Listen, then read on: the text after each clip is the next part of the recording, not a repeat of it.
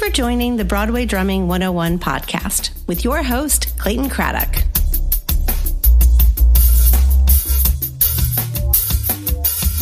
If you like what you hear on the show, subscribe to the Broadway Drumming 101 newsletter at broadwaydrumming101.com.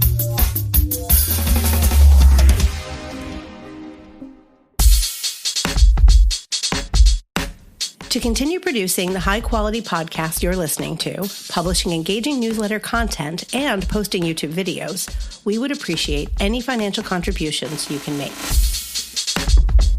At this time, we have no advertisers, and we'd like to keep it that way. Our staff is small but growing. We can only produce a show with listener contributions from people like you. There are a couple of ways you can do that. You can sign up to be a monthly or annual subscriber at broadwaydrumming101.com. You can also contribute any amount you wish through PayPal at paypal.me/broadwaydrumming101 or through Venmo at broadwaydrumming101. Or help keep us caffeinated by buying us a cup of coffee or a week's worth at buymeacoffee.com/BD101. That's buymeacoffee.com/BD101. We appreciate any support you can give. Don't forget to subscribe to the Broadway Drumming 101 YouTube page. You'll find more content that isn't featured on the podcast or on the Broadway Drumming 101 Instagram page. Make sure when you subscribe to the YouTube page, you click on the button to be notified when a new video is published. Be sure to visit our new shop at merchandise.broadwaydrumming101.com. Thanks again for listening to the Broadway Drumming 101 podcast.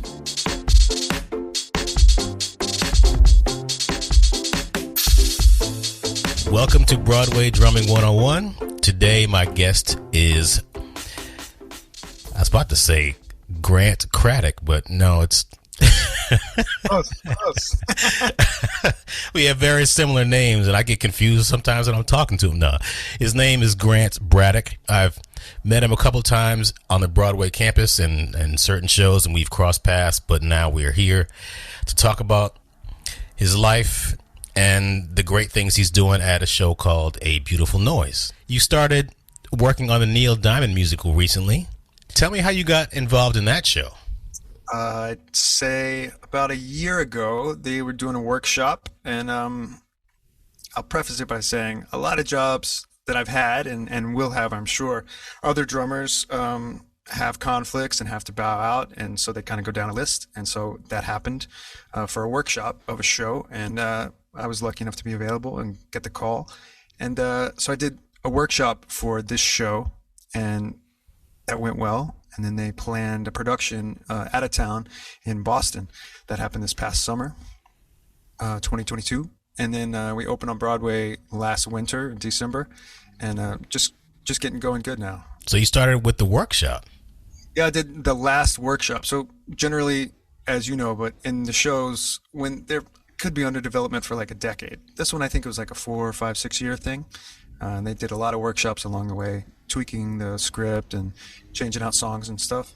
So I got caught in with the last workshop where it's just piano and drums. And this one, actually, we added a band towards the end. So it was kind of more realized than sometimes those things are. And then it's like, thanks for your work. See you later, maybe. You know, everybody's like, that was awesome. Can we do it? Can we do it as a show? You just sit around and wait, Luckily, this one had some steam behind it, of course, being the big name that Neil Diamond is.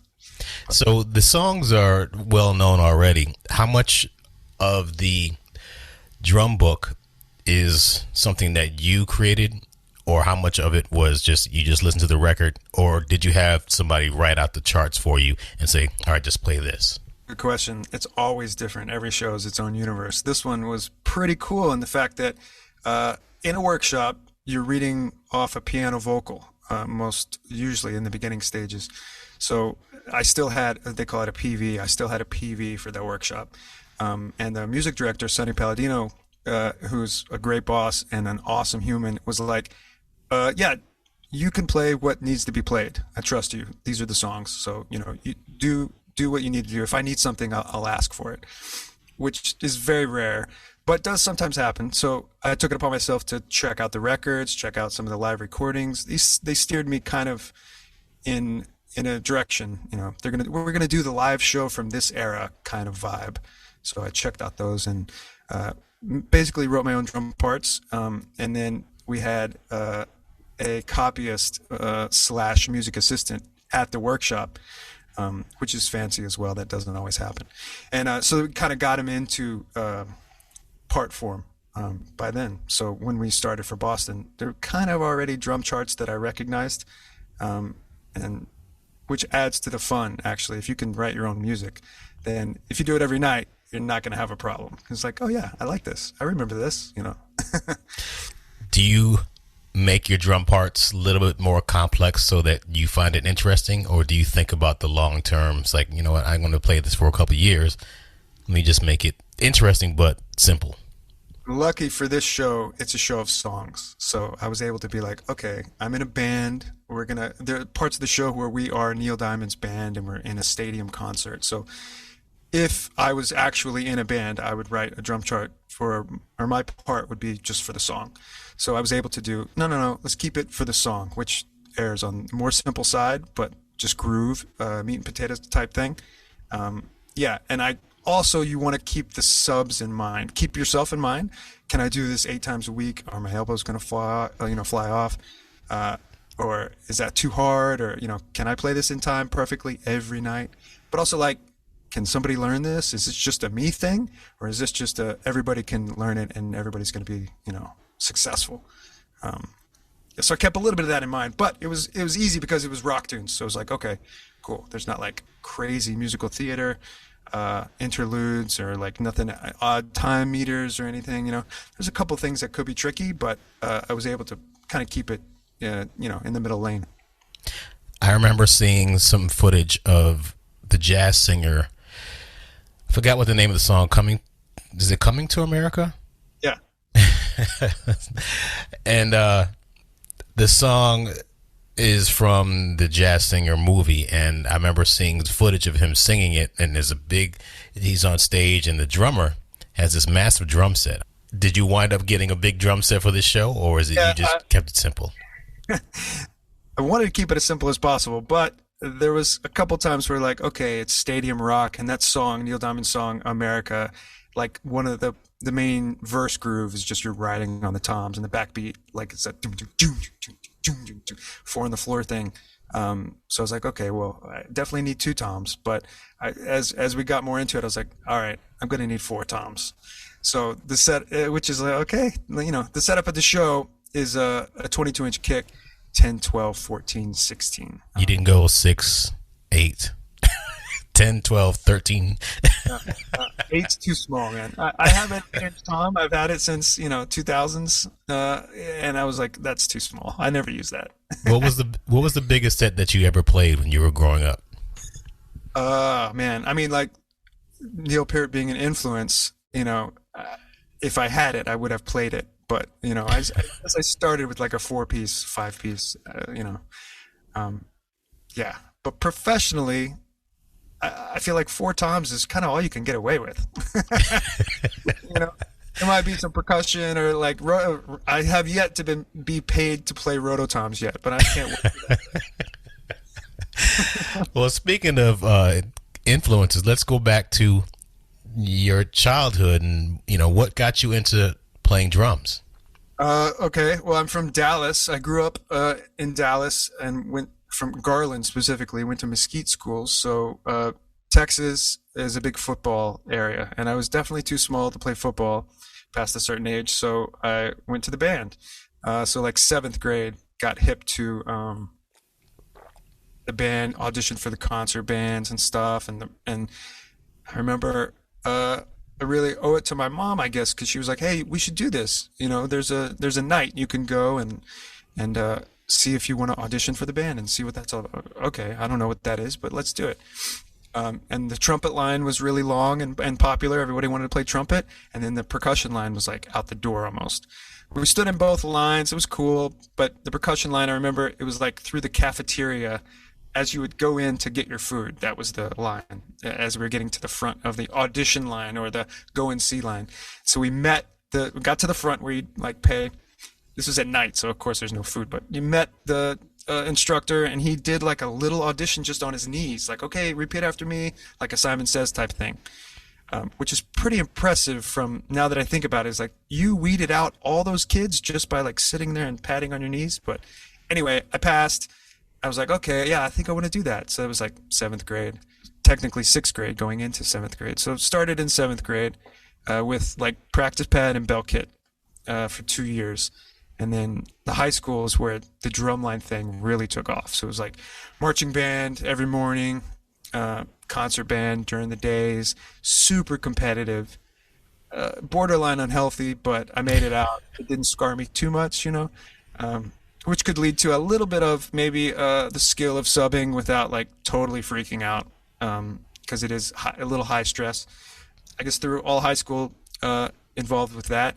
And then a buddy of mine was a year older than me, and he went to the University of Oklahoma, which is kind of like a bypass UNT for some reason. And I didn't really have that much direction, but I would always get reports that everything was cool, and he would tell me about how he was playing percussion and percussion ensemble and doing the drumline thing. It sounded really cool, so I went up and auditioned, and things worked out, and that's where I did my undergrad, University of Oklahoma. Yeah. And you studied percussion, drums? Percussion, yeah, classical percussion. I mean, I could start ranting, but I won't. The classical world and the jazz world, if you're a drummer, okay, drum set and every percussion instrument under the sun, it's all fair game. You should get as much of any of that as you can. But at the time and probably now, it's very segregated. Like, oh, are you a jazz studies? Or, oh, classical percussion. I was like, yeah, both. I want to do everything. So, as much as I could, I did both. My degrees are in classical percussion, but I always played drum set in the big band, did combos when I could. The steel band was a big thing at OU, so that was cool. That was like playing drum set, not big band. So that was like kind of my first taste of like this kind of a pop thing. Yeah, a bunch of hot rod playing. Steel band. What's that? Yeah, it's steel pan. Steel pan. Okay. Yeah. There was a steel pan band? Yeah. All those states cool, especially down there. They've got a lot of funding, and so they're like not necessarily like world music bound, but the steel band was one of the things that the percussion department kind of had going, and they'd send us out to do anything over campus. Like, oh, we got this event, we need some entertainment. Oh yeah, send the steel band. They're free. We would do it. It's great, good experience. And we'd play on the percussion ensemble concert every year and, keep it fun. So you're in junior high. What were you listening to at the time? Led Zeppelin. Oh, really? Sure. Yeah. It's weird when I got hip to like drums and rock drums and what is that and just music in general, like with that in mind, I didn't start like when was that? 93. I didn't start with what was current then. I started a couple years back, Nirvana-ish, and then even further back, like Led Zeppelin vibe. So, yeah, the influences were like Bonham for sure. Heavy rock drumming. But it was also like, the Seattle scene was happening in rock, and it was about to be, if not already, like the early hip hop scene that was going to come to the radio. A little slower, being Texas, it's far away from the Bronx, but all beats though, all crazy stuff that you could be like, I think I'm hearing something. Let me sit down and try to play along, Was there somebody that introduced you to Led Zeppelin? Probably. My first drum teacher, his name was Mike Myers, not the actor, but the drummer. And he was a big prog rock guy, I think, looking back on it. But, we would do the practice pad, all these rudimental warm-ups and go through the lessons that we needed to accomplish learning technique. But in his studio was this massive drum set. And he would always say, if we get through all we have to get through, we can start learning drum set. And it was just like this golden, shiny drum set. And, so, I had practiced my stuff and I was ready to do the, chicken in a roll and all of that so that we could sit at the drums, because he had a studio, he had all the gear, so he'd put on the headphones, he'd put on the click, which was him sampled, booms, gods, booms, God, and we'd go like all, just basic drum set, beginner, but it was like, oh, this is so cool. So he kind of like baited me with the carrot a little bit, which I was happy to do, and that's kind of like how it's been. I love percussion. I love drums. They should be the same in the same folder. They're so different, but yeah, I think he hipped me to some of the hard rock stuff and the rock stuff back. There was, I guess, like high school. There's always a clique in high school that are all into the music of yesteryear. So I probably fell into that. But Pearl Jam, actually, they're not 10, but Vitalogy and Versus, or their second and third, I believe, records. Dave Aberzies was a drummer on those, and he actually it was from the area. I think he went to my high school. No, his cousin went to my high school. At that time, she was our age. She played French horn, and I remember we got the Vitalogy tape like 3 months before it came out. And so my buddy would give me a ride to high school, and we would listen to that and Tool's Undertow every day. And he had a red 2-door Charger, and he had like souped out speaker behind you. Oh man, nothing better. Are you a driving Tool on the highway listening to music? I'll tell you that. Are you a Tool fan? Sure, Danny Carey is a big influence. Yeah. You went to University of Oklahoma. Correct. Yeah. And you studied classical and jazz. Yeah, my bachelor's degree is in music performance with percussion. So yeah, it took me 5 years really. I started as an education major, but then figured out somewhat quickly. I was like, nah, I'm not into that. I want to learn more about playing. So yeah, percussion degree, but I also played in the big band and the combos and all that. Yeah. Did you want to move to New York, LA? It wasn't on my radar. LA, man. No, it wasn't on my radar. I really didn't know what was happening. And I had gone to the Lee Howard Stevens Marimba Seminar, which was a summer program, like marimba intensive, the summer after my senior year, I guess my first senior year, fourth year. And so I was like, oh, that was fun and challenging. Maybe I'll audition. One of the teachers there was Shi Wu. Maybe I'll audition for her, because she was an educator and was teaching at Rutgers at the time. So I was like, okay, well, I know I want to do that. That could be cool. I also love playing drums, and it was kind of hip to a little bit of what John Riley was doing, Manhattan School and SUNY Purchase. I sent a tape off to SUNY Purchase, and then I requested an audition at Rutgers. And turns out Rutgers thing came through, so I did my master's in New Jersey, in New Brunswick, at Rutgers with Shi. And I was able to like teach the drumline for a year and like kind of do the work study thing, as well as study. What were your goals after college? Good question. Well, like I said, after undergrad, I really didn't have a lot of direction or momentum. All I knew was that I didn't know enough yet to like have an idea of like, okay, I want to go this direction. It's pretty vast, so I was like, there's a lot of things I'm into, what's going on. And in even grad school, like, she is a percussionist all around, but she is a heavy marimba player. And I learned so much for mallet marimba and that kind of technique and just musicality in general, but don't necessarily today not playing marimba hardly at all, So each summer of Rutgers, my master's degree, I was recommended and I auditioned and got asked to do a tour with Blast. So Blast is like it was a Broadway show, and they were touring in Japan. So it's a theater show with percussion, brass, and visual ensemble. And there's no actors, there's no spoken word. It's just instrumental music on stage. in like theatrical settings. So it really works well anywhere. It doesn't have to have a language thing. Anyway, they were doing these summer tours in Japan. So 2004 and 2005, both summers I toured with that show. So that was kind of the first theater thing, professional theater thing. I was like, hey, this is kind of cool. Like there's all these different disciplines coming together, at this level, doing something fun. And it was a lot of drumming, which is great.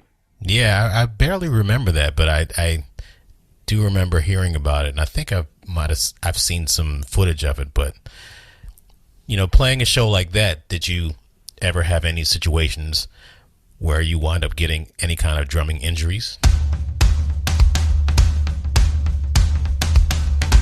Yeah, well, not an injury per se, but there was a lot of drumming going on in that show. And so doing it all the time, 8 shows a week, on like those marching snare heads with big sticks, playing pretty loud, we really had to be careful.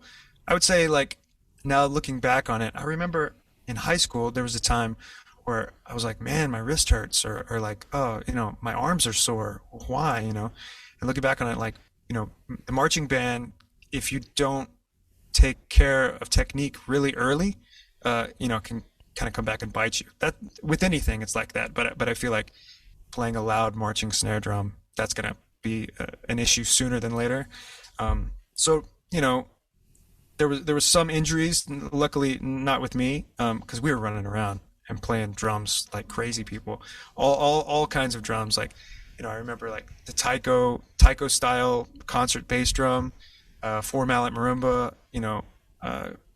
Got to play some congas, play some timpani, vibes. There was a drummer there. Sometimes I played, I think, one tune drum set and then jumped off. But it was luckily to stay healthy.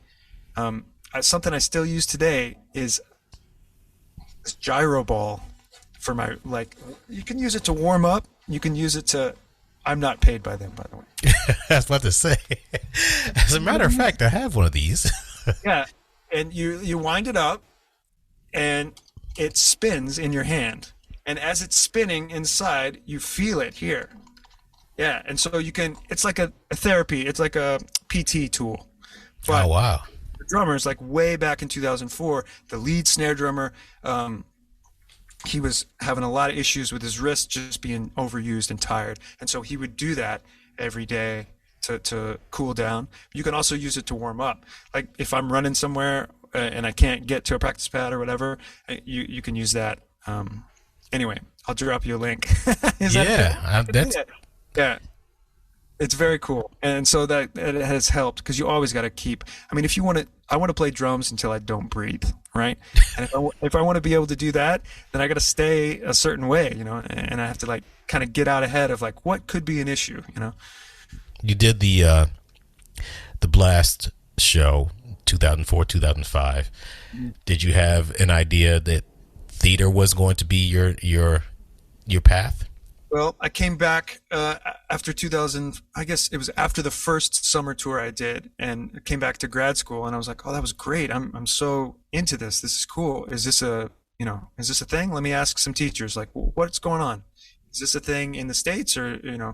And one teacher that was teaching at Rutgers at the time was Chris DeVinny, who's the principal percussionist for the Philly Orchestra. And I think it was my second year of grad school. I'd already done my recital. I was pretty much finished with taking lessons, but I still had one lesson left for the school. So she was like, "Yeah, go take a lesson with DeVinny." And I really wanted to get some of his knowledge, because he's a master of many things, but I wanted to get a little bit of his snare drum knowledge, because I knew he was a big snare drummer. And coming from a rudimental background, there's a lot there, but the orchestral world is completely different, and I wanted to see what was different, see what was the same. He was like, "Oh yeah, Blast, I know those guys, some of the original guys." And he's like, "Oh, you like the theater, huh? Oh, you got to talk to my friend Rolando Morales Matos." It's like, "Okay." He plays at the Lion King. "Oh, okay." You just say yes sir and move on with that kind of thing. And so he's like, "Yeah, when you come back from tour, give him a call. I'll let him know you're gonna call him." Okay. So I came back from tour, called him. Rolando says, "Do you live in New York?" I was like, "Well, not yet. I just came back." He's like, "Okay, call me when you live in New York." Uh, well, you know, but so I was like, "Okay, well, I knew I had to come up to take the comprehensive exams to like officially finish at Rutgers." And so I was like, "Okay, well, maybe I'll hang out. I think I should follow this path." Anyway, right place, right time. He needed a sub. Uh, I went and watched him play the show a couple times, 10 times in 2 weeks, and I had nothing else going on. I was like, I don't have anything else going on. If you'll have me, I'm down to do whatever I need to do. Learned the show within those 2 weeks, and then played my first show, 2007. so tell me what that was like playing your first show on a Broadway show. Yeah, I was shitting my pants. That's the truth. But you never know if you're prepared. I mean, you hope you are. You prepare for the worst, and then I kind of lucked out because he's also an associate conductor, so he conducted my first show. So it was a little bit of a safety net there, I guess. But had I not done well enough, he definitely would not have asked me back. Yeah. Did he personally give you notes afterwards? Oh, for sure. For sure. And you were like, "Yes, sir. Yes, sir. Yes, sir." Yeah. Have you ever gotten notes from someone at a show and you're like, "I don't know what you're talking about. I didn't do that." Yeah, but I find it's important just to be cool, and even if it's like, what's going on here? I've gotten notes from pretty much everybody that maybe could give you notes or shouldn't. Kind of feel like I have never been in the military, nor do I have a desire to, but there's a chain of command, and I feel like it works best when everybody follows the chain of command. And so whatever I think about what I'm doing or what I have done, it's not about me. It's a service industry. I'm not the boss. My name's not the show. I don't want a Grant show. I'll play drums for anybody's show, sure, but. One interesting thing you said is what Rolando was like, do you live in New York? And you were like, "No, not yet, not yet." Why do you think it's necessary for someone to be in New York if they want to play shows? Well, from my experience, when I did move to New York and I did start subbing for him, at that point, it was 2007, so The Lion King had been running 10 years. Each percussionist, there's 4 percussionists at the show and 1 drummer. So each of that crew, it's such a drummer hang, each of that crew had 5+ subs. So they had some freedom to, if they need to sub out, they don't necessarily have to plan it a month ahead of time. So I would make sure I was wearing at least a black t-shirt or had some clothes in my bag if I was out and about that day. And there were many times where I would get a call, not in the morning, I'll say, like a little closer to like, yes, I'm available, and yes, I can, think about heading over there pretty soon. Trying to be vague there, but yeah, there was calls. But if you're available, great. You can go make a paycheck and start contributing to the your union pension and think about healthcare. If you're not available, that's fine because somebody else is, and I'm just going to make another call. So I tried to be that. For as long as I could, still try to be that. And if I was even in Jersey, it might have been challenging, doing my grad work in New Brunswick, that was a little far away from me to be like, yeah, I go into the city all the time. There were plenty of cats that did and were working in New York all the time. But I think Rolando kind of meant it like, do you live in the tri-state area or do you live here yet? I think I was calling him from Texas because I was visiting family, and I was like, not really, I was living out of a suitcase for a while with Blast. Was something we skipped over was soon after Blast, I joined a circus, a Russian circus, and I was in a 6-man American drumline group, and so we were in South Africa and then Taiwan. So I wasn't really around in 2006. I was just trying to chase playing for a living, I guess. So I wasn't really stateside. So I think that was more of it. Are you in New York? Or are you around? Or are you calling me from wherever, So you went to Taiwan and South Africa. How long were you in those countries? South Africa was 5 months out there. We did one city every month for 5 months, which was awesome. A great experience to be in a totally different scene. I'd never done the circus stuff, and we had our own act where we were like running around doing stick tricks and stuff, which Blast definitely prepared me for. And then about a month after being there, the drum set player, they had a circus band. The drum set player was this Russian guy. I can't remember his name, and he decided he was done, and so he left, or he was gonna leave. And I stuck my hand up, and I was like, I can do that too. I would love to. And they're like, okay. And so I watched him play the show once, and like did my shorthand of what the book is or could be. It's very musical theater-y. I wrote the book, but I think he was just playing the tunes. There wasn't any music.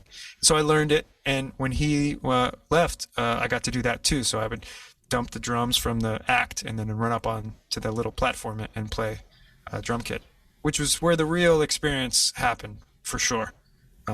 Because you were playing 3 hours straight. It's like circus drumming is, traditionally busy, I guess. But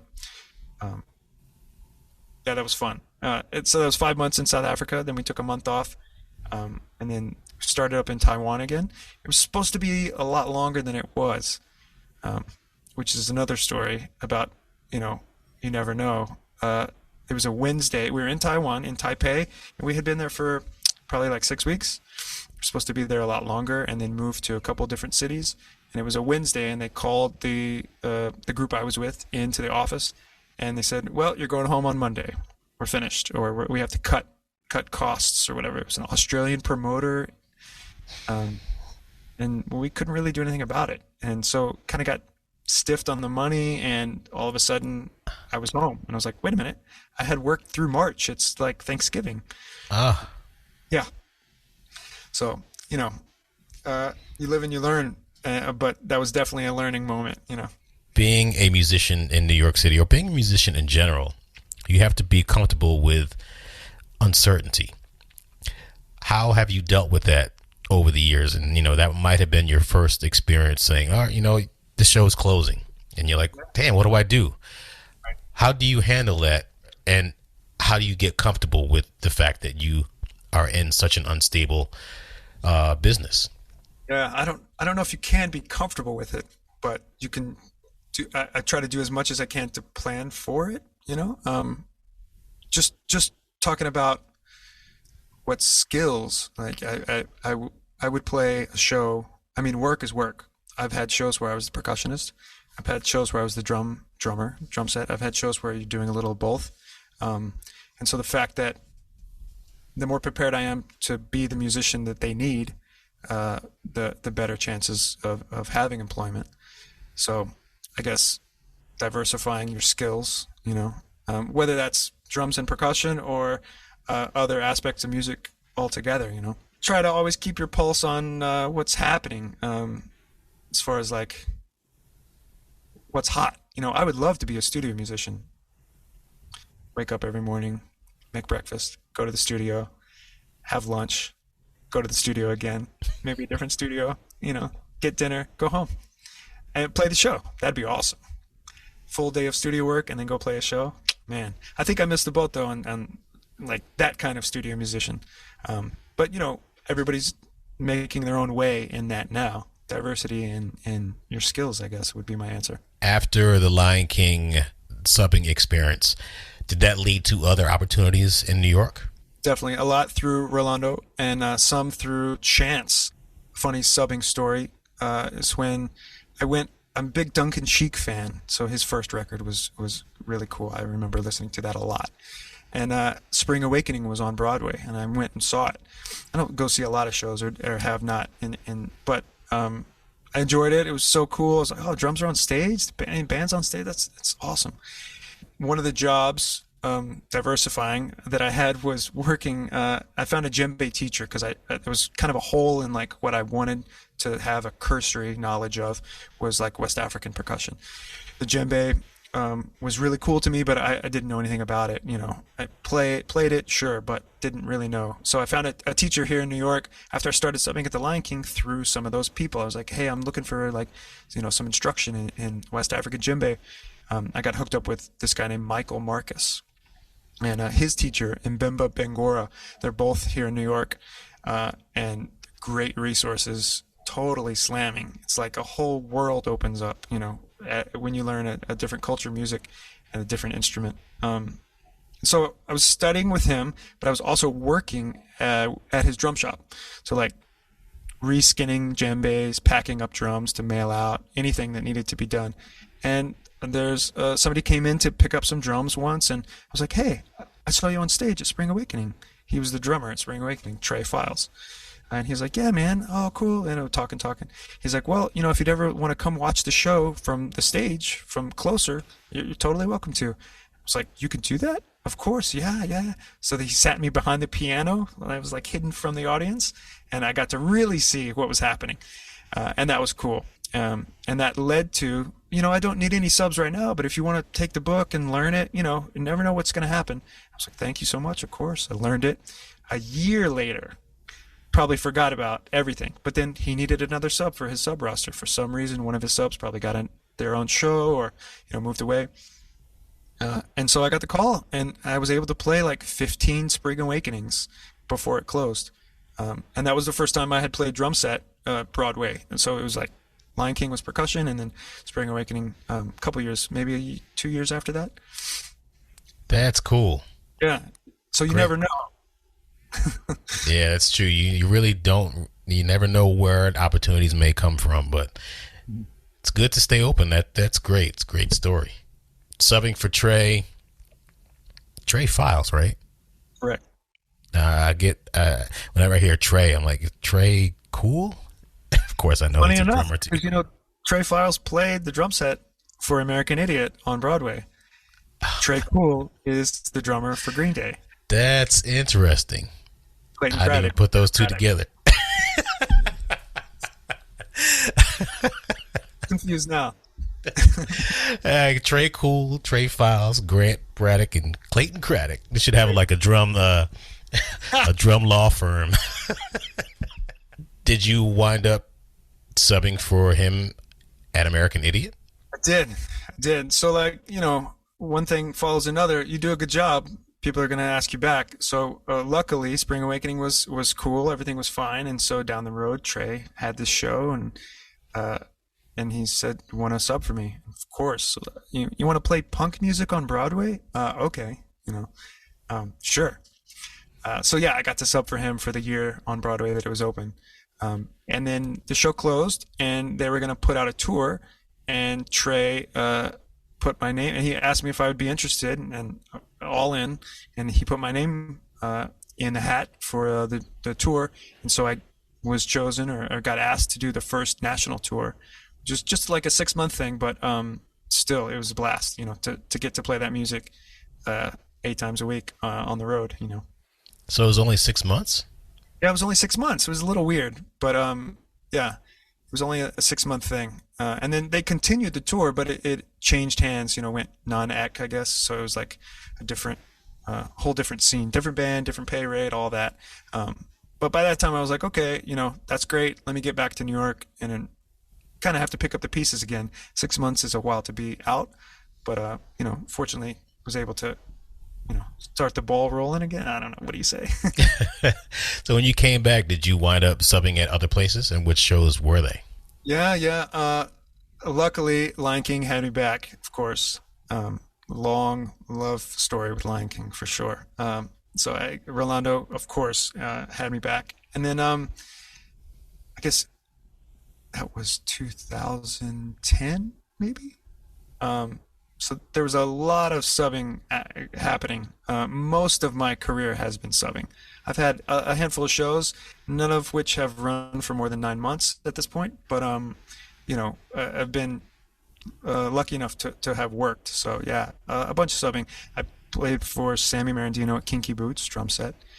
When Trey got another show, albeit short-lived, Tuck Everlasting, I subbed for him. Also subbing for Shane Shanahan there, percussion. Um, let's see. There was a time where Rolando was like, "Oh, why don't you learn the drum set book?" And so I learned the drum set book at Lion King during the last little bit of Tommy Igoe's tenure there, and then Carter McLean took over. Been fortunate enough to sub for Carter. Yeah. Let's see. Carter was at the Off-Broadway Rent for a while, and I subbed for him there. Oh yeah, that's right. All these shows, like such good music. I'm not saying shows don't have good music. I'm saying a lot of them have really good music, and so, kind of makes it when the music's good.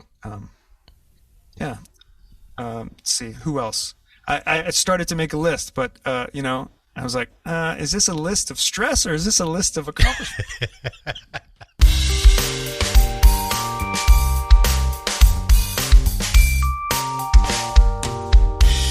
Subbing, you're not as comfortable as the regular guy. You could have played only a handful of shows and everybody else has played hundreds, And so you're looking at the music because you don't have it memorized, most likely. You're looking at least on Broadway, you're looking at the little camera that has the conductor, and you're not looking at the drums because that would take away from what you need. You got to stare at the conductor, basically. So you have to play the drums blind, but they're not your drums, and you didn't set up the drums, and you probably haven't even logged in a handful of hours practicing those drums. So it always trips me out because it's like, well, that makes my technique suffer because I'm like, okay, well, I'm going to swing for the cymbal that I can't see, and I'm going to swing for the sweet spot, and I might have to be hitting the cymbal very hard right now, or soft, but I'm going to hang on to the stick a little more than I should. I mean, that's getting into the weeds of technique and stuff, but it's like subbing's hard because like you're not you right away. It's comfort factor, it's tough, but. Very good points. I mean, I didn't even think about bringing that up because yeah, when you're chameleon, some of the best drummers that are on Broadway, are great subs. Joe Horshevsky, Joe Nero, yourself. Those are three I think off the top of my head, and amazing drummers, but they have to like be chameleons and then learn how to play with the different dimensions that you have to sit in with regard to where the snare drum is and how far it is from, your legs and where your bass drum pedal is and how tight or loose their bass drum pedal is. All of that. That's huge. And the angle of their snare and the angle of their toms and where their cymbals are and how tall you are in comparison to someone else. Subbing at those different shows over the years, you learn to be adaptable and you learn to be that chameleon drummer. That has, allowed you to play various types of shows and allowed you to get some of the opportunities that you eventually wind up getting, which was, I think, in 2015, you got Amazing Grace. Yeah. Mm-hmm. So what led up to that? That was a connection with Joe Church, who was the music director. He was the original music director at Lion King. And it all comes back to the Lion King, I see. It's crazy. Even more. It's crazy. So I think that was the connection. He needed somebody who could play percussion. There wasn't a drummer on the show. The instrumentation was pretty unique. So there was a lot of like sailor march. Is that even a thing? Snare drum stuff. Had a field drum and a regular snare drum, but then there was a lot of timpani. There was a lot of like orchestral stuff. There was a Glock, some crotales, stuff like that. But then there was this whole West African section of the show, and so it had a djembe, and there's a part of the show where the keyboardist would come over and play the dunduns, the bass drums, and we had like this drum section. There's basically a glorified West African dance break, I think, kind of. So it was pretty unique. So there wasn't drum set involved, but you kind of had to play everything else. And I got into that and loved it. We went to Chicago for the out of town.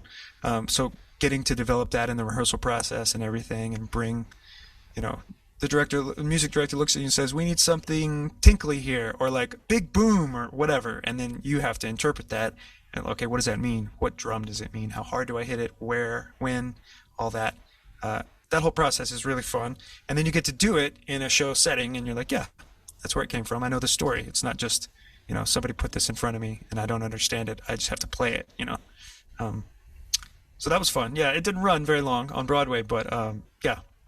Kenny Seymour was the orchestrator, which was our connection. Yeah. Yes, that's true. After Amazing Grace, you went on to Escape to Margaritaville. Yeah. You were playing percussion on that? Percussion, yes. Yes. Was Frank that Pagano through? was playing drums. Ah, okay. Yeah. So did you get that connection through Rolando from Lion King? No, I believe so. You would think. I mean, basically, he's my godfather, 100%. Really? So he's like there a lot of times people have somebody that brings them into the whole Broadway scene, and for me it was Matt Beck, the guitar player.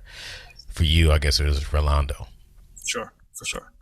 No, I think Michael Keller was the contractor for Amazing Grace, and then by the time Margaritaville came around, Mike Aarons and Michael Keller were in cahoots in their scene, and I think Aarons gave me a shout. Funnily enough, is that a word? I knew Aarons from American Idiot because he was a Broadway Guitar One American Idiot, and I had subbed there. So it already knew each other and had played together in a different capacity. So that definitely helped, Yeah, so played percussion on Escape to Margaritaville, which was lighter topic, but just as much fun, But you wound up landing on your feet and went to Tootsie. Yeah. Another percussion chair? Another percussion chair, yeah. Classic fashion. I think someone else was, had that spot occupied, and then people become unavailable. They work elsewhere, whatever. And luckily, my name got thrown around and was able to have some recognition, I think. And, it worked out. Again, I think that was an out of town. They did in Chicago, but historically, the percussionist doesn't do the pre-Broadway thing. So I just got involved when it came into town. That opened in April of 2019. Sounds about right, yeah. And then that happened to shut down like everything else, I suppose. When actually it closed on its own right before the world ended. Oh, really? Yeah, so it did 9 months, which was good. I think it ended in January of 2020. Yeah. Okay. One thing I'm doing my best not to talk about is that period from March of 2020 until today. So we will go over and skip whatever happened and go to Caroline or Change. Right on. Tell me about that show. What was your association with your drums and percussion on that one? Yeah, that shows. It was cool. There was a percussionist and then a drummer that also had percussion in the setup. Because there's a bunch of stuff where they're like a washing machine is a character, and they had to do all like coins in the laundry, and they needed all those sounds. So the percussionist Misha Austin, she was playing like a chain on a washboard, and while keeping a beat, and I was playing the hi-hat and the kick drum, but with my left hand I was playing like djembe and bongos. So it was like this engine room type thing happening. It was very cool. It was a unique book. It was a revival. So the original on Broadway was John Clancy was playing drums and Shane Shanahan was playing percussion. And they have a thing, definitely. They're both great. And so they had all these parts developed. And I think they kind of developed it all, and then it kind of got into the chart. So I was able to be involved in that. It was a lot of fun. No click the entire show. There was some push-pull. Some tunes had 3 or 4 different tempos. So in that way, it was very mentally challenging to just drop into a groove that's very slow. And then all of a sudden change to something else. That's a whole nother thing. But yeah, it was fun. If someone comes up to you and they're like 21, they're about to graduate from college, and they're like, "Hi, Mr. Braddock. My name is Jim Beam, and I'd like to learn how to." I'm sorry, I just thinking alcohol now. My name is Makers Mark, and you're like, "Hello." What do you need, kid? Right? Call the grant. So I'm interested in playing Broadway shows. what do I need to do what you have done? I just want to play shows. What should I do? I'd say as much as you can, be comfortable on the instrument, every instrument, all the instruments. Percussion is huge, vast, wide, and so is drums in the styles and the choices and what sounds you make. That's number one. I don't know if that's the most important, but I'd say that is an important one. Also, you have to play with the click. You have to be so into the click that everyone else is comfortable. Which isn't just playing perfectly with the click, it's feeling good while playing perfectly with the click. And that's a huge thing. You can only really do with practice with the click and with the band. I would say the third thing, if I'm allowed three, is be able to watch the conductor and play with the conductor no matter what. And be able to interpret, get well enough versed in the style of this conductor that you can follow what they mean, what they're feeling, without them having to, say, Grant, speed up.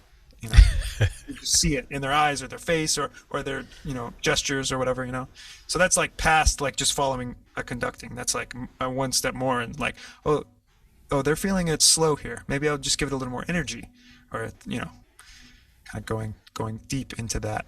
Because you do both. You play with the click and nobody needs to look at anything, or there's no click, and you're always playing with a hand or somebody nodding, because nowadays, the music directors are playing keyboard a lot of times, and they're giving you the most delicate of cues with their head, which is crazy. But, the whole band, it has to be clued in on that. And especially, drummer, percussionist, that's important. If you're going to advise someone on what not to do as a drummer in a Broadway pit, as a sub, what would you say something a drummer should never do? Change the height of the snare drum. That's pretty specific. Like in general, leave it like you found it, because it's not your scene. And if you want to return, respect the room or the setup or whatever, Now, why is that important to not change the height of the snare drum? For instance, in A Beautiful Noise, there's a part of the show where the MD points into the camera, and I have to go, blah, blah, and then I'm holding a shaker in one hand, I go, blah, blah, and then we play. And it's just out in the open. And if those two notes, I haven't missed them yet, if those two notes aren't at the correct tempo, at the right timbre, which is loud rim shots, then I'm going to be upset. That's not correct, And if I change my snare drum height ever from the way it's set right now, there's a higher chance that those two notes aren't going to happen. And so, there's that. I was always taught to come into the space that's not yours, treat it with the utmost respect, and then make sure everything's the way it was, because you don't know, the regular might be running late or not, or be in the building but not need to go up to the setup because they're there every day. They know exactly what it's like. I might be down in the break room and then 30 seconds before the first note, come in, sit down, ready to go, and it needs to be there. That consistency of setup, I guess, is really important. It's all about consistency, I guess, when you're playing, the way the setup is, the way you sound, the way you play songs, That's why when you sub, you want to sound like the chair holder consistently. What do you look for when you're hiring subs for your shows? They have to be on time, and they have to be good, if not better. They have to do as good of a job, if not better. And, they have to be easy to work with, like just cool. I always say that Broadway pays too much to be anything other than just a nice guy. The shows that you've done in the past, what was the most difficult show that you've done and why? Definitely subbing for Benny Rayner at Hamilton, without a doubt. The percussion chair at Hamilton. Now, why is it so difficult? The way the setup is and the way the book is written is very meticulous. It's kind of like a lot of Broadway has like what I'd say, regardless of the style of music, it's an orchestral approach, meaning you want to play it the same way every time. What's on the page is what needs to be played. There's no real wiggle room for improvisation or a stylized, like, I want to do it like this today, I want to do it like this. You just play what's on the page, and you play it in time, feeling good, and you do it that way every time.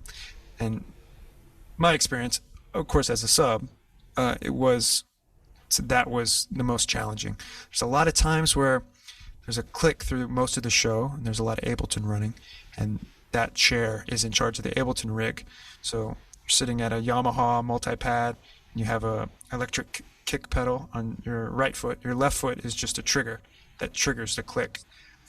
It was so challenging and so rewarding too, but the click will drop out and the cast is singing, and they're rapping a lot of times, and then they'll slow down just a little bit, and then the MD will nod again, but not necessarily in time from what was before, and then you have to click with your left foot. The click starts again. It's like Did you ever press down and not press down all the way? Sure. And then there's a scene, because it's like either the click fired, the click doesn't fire, and then you're like, oh, and then you have to like advance in Ableton, and it's like, oh. And you have Andres Ferrero behind you crushing it, who you don't want to upset at all, like one of the best drummers on Broadway, Richard Hammond, bass player, like right there. It's like the people that you're with, is like, you want to do your best. You want to have your best foot forward. So yeah, that one was challenging. I'm just curious, what was the biggest mistake you made on a show? I was doing this one thing in Central Park. I can't really remember the details. It was A Winter's Tale. It was the first thing that I ever done of my own. It was like a little summertime run. And I think I was pretty consistent through the whole summer. It was like a couple months. Nothing really. I was doing well. And then I think I spaced out, or I thought I was counting, and there was a big cymbal crash. I was sitting at a kit with like a percussion setup. I think I went shh, and it was like not anywhere close to where it should be. The MD looks at me. No, just laughed. Basically, it was fine. It was not a big deal, but like no one got hurt. But at the end he was like, yeah, that just was so out of character. Like what? That was wrong. Sorry. I guess the heat got to me. I don't know. That's funny. So how do you keep things fresh at your show, doing the same thing the same way every night? What do you do to not space out? Luckily, it's paced well. Meaning there's times where we're playing and then there's like a little break, or maybe 2 minutes, which in the grand scheme of things, 2 minutes is a pretty substantial break. So it's easy, not easy, but it's been pretty successful in that I've kept my focus. You're like, start of the show, you play, and there's a little break, there's some dialogue, you don't really have to listen, and then because of their songs, like maybe the guitar starts and you're like, okay, come back to earth, now drop it in, now you play. There's some sequences that's a lot of playing, and that's always easy to stay focused. I'd rather play than not, so the more active, or the more music can be played, the more times you're drumming, the less times you can space out, but also caffeine. I've got a 2-year-old, so I definitely know that I love to drink espresso. Congratulations. Thanks, man. Top 5 drummers of all time. Of all time? I mean, that's too hard. There's not. Your top 5 drummers of all time. It was John Bonham, Neil Peart, Dave Abraziz was like kind of like, of course, there's the Dave Grohl. I think that's 4. How about a modern one? Mark Juliana, slamming. Who's that? Mark Juliana. He does jazz, a little bit of jazz guy, but he does his own thing. Some solo records lately. Maybe I just got hip to his solo stuff, but the solo records lately are really cool. Mark Juliana, yeah. Juliana. Yeah, he's actually famous? I don't know, Joe Bergamini's student. Oh, wow. Time ago. Yeah. So he's a New Jersey guy, but was around here in New York. I don't know him personally, but does a lot of cool stuff. Do you use any specific gear on your show? The show was lucky enough to have the resources to get a kit, and so I recommended that we get a DW Drum Workshop kit, and I love how that sounds. Into it. For the theater stuff, it's kind of like a live recording session, so I've had a lot of luck with chrome over brass snare drums. Just, a metal drum rather than a wood drum, for whatever reason. But yeah, I'm using Vic for sticks, 55As, and I'm really digging Zildjian cymbals that I have. Wait, you said a chrome over brass snare drum? Yeah, chrome over brass. So it's a brass drum, but it's chrome plated. So it's a metal drum. Yeah. Is it really heavy? Medium. Yeah. Because brass drums are usually pretty heavy. Yeah, and also loud. So got to be a little careful that I don't blow everybody out with the backbeat. But it definitely has a crack. And the rim knocks really come out and they're consistent. So I like them. Yeah, man. You're getting the light right now. Say something, Clayton. Say something.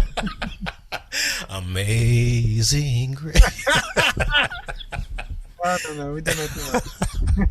Hakuna Matata, Amazing Grace. It all comes. Oh wait, where's the sun? Don't go. Don't leave. I'm sorry. Was it my singing?